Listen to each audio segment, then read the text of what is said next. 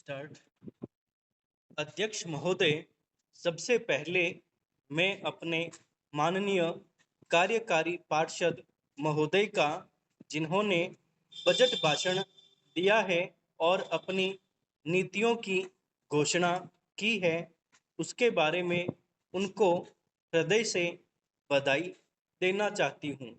मैं यह नहीं कहती कि कोई क्रांतिकारी परिवर्तन लाना चाहता है यह बजट, लेकिन मैं यह भी देखती हूँ कि यह बजट जो है धीरे धीरे गति से समाजवाद की ओर बढ़ता जा रहा है। अपनी नीति से यह भूतकाल और वर्तमान दोनों को एक कड़ी में मिलाकर हमें उज्जवल भविष्य की ओर ले जाता है, ऐसा मुझे कहना है।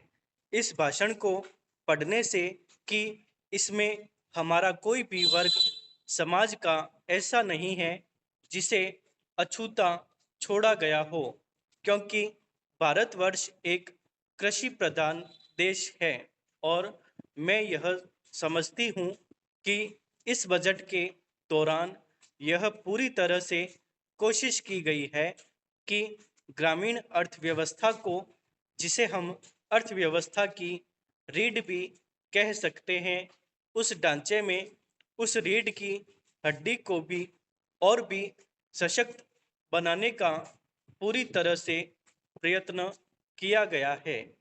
हमारे ग्रामीण भाइयों के लिए जो कोशिश की गई है इस बजट के अंतर्गत, वह है उनको सिंचाई के लिए कुएं, गांवों में उनके लिए पक्की सड़कें, जिससे उनके खेत और घर दिल्ली के साथ जोड़ने की कोशिश की गई है।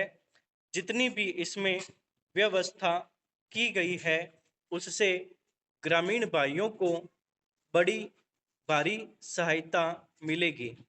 उसके अतिरिक्त ग्रामोद्योग के द्वारा जो रोजगारी का प्रबंध किया गया है उससे भी ग्रामीण अर्थव्यवस्था को एक बहुत बड़ी सहायता मिलेगी।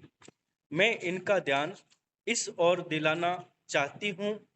जहाँ तक शिक्षा का संबंध है, इस बजट में कोई विशेष प्रावधान नहीं किया गया है।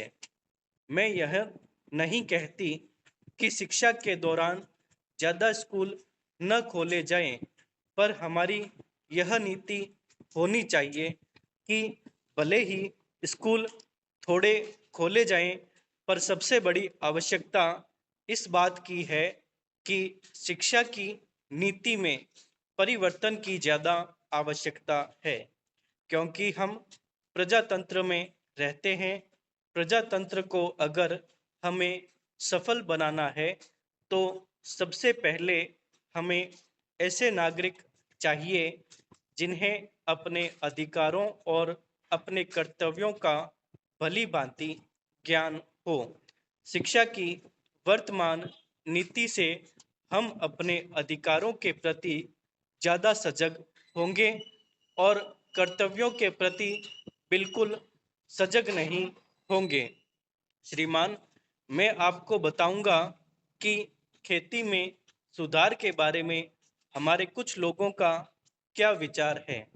हमने विभिन्न दृष्टिकोणों से अलग अलग विचार किया है, विशेष रूप से सबसे ऊंची सीमा बांधने तथा सहकार के प्रश्न पर, किंतु हम अनुभव करने लग गए हैं कि दोनों का आपस में गहरा संबंध है। अगर हमारे देश में बड़े बड़े फार्म होते तो यह कल्पना की जा सकती है, भले ही आप इससे सहमत न हो, कि उनका कार्य संचालन दक्षता से होता और उत्पादन भी बहुत बढ़ सकता और साथ ही साथ आधुनिक तौर तरीकों का विस्तार हो सकता। भारत की मूल समस्या यह है कि यहाँ जोत की भूमि छोटी है और टुकड़ों में बटी है।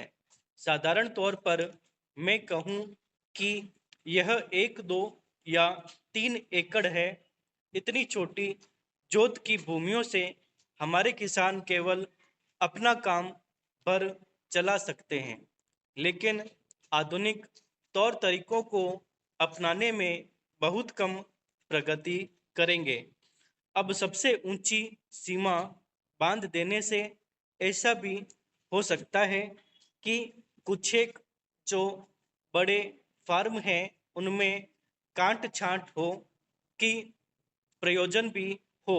अगर आप चाहते हैं कि प्रगति हो और आधुनिक तौर तरीकों का प्रचलन हो, तब तो ये जो अनगिनत छोटे छोटे फार्म हैं इनको सहकारी ढंग से चलाना है, जिससे कि वे आधुनिक उपायों का लाभ उठा सके। सहकारी ढंग से कार्य करने से मेरा मतलब है विविध प्रकार से सहयोग देना।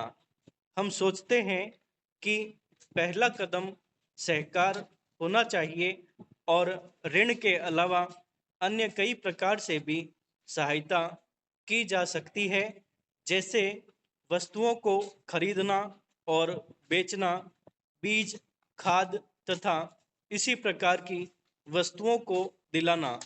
दूसरा कदम है धीरे धीरे बीच वाले आदमी को हटा देना। फिर दूसरी स्थिति आती है जिसको मिलजुल कर खेती करना कहते हैं, यद्यपि उसमें भूमि पर अधिकार बना रहता है। इस प्रकार का हमारा दृष्टिकोण है, जिससे अधिक से अधिक सीमा की समस्या को सहकारों से अधिक जोड़ा जा सके। नहीं तो उत्पादन गिर जाने का भय है। यह एक जटिल समस्या है जिस पर मनन हो रहा है। सहकार से मेरा मतलब एक गांव के सहकार से है और ज़्यादा से ज़्यादा 2-3 गांव का सहकार भी हो सकता है, यदि वे निकट से संबंधित हैं, लेकिन हमारी सरकार इनकी भरपूर सहायता करेगी।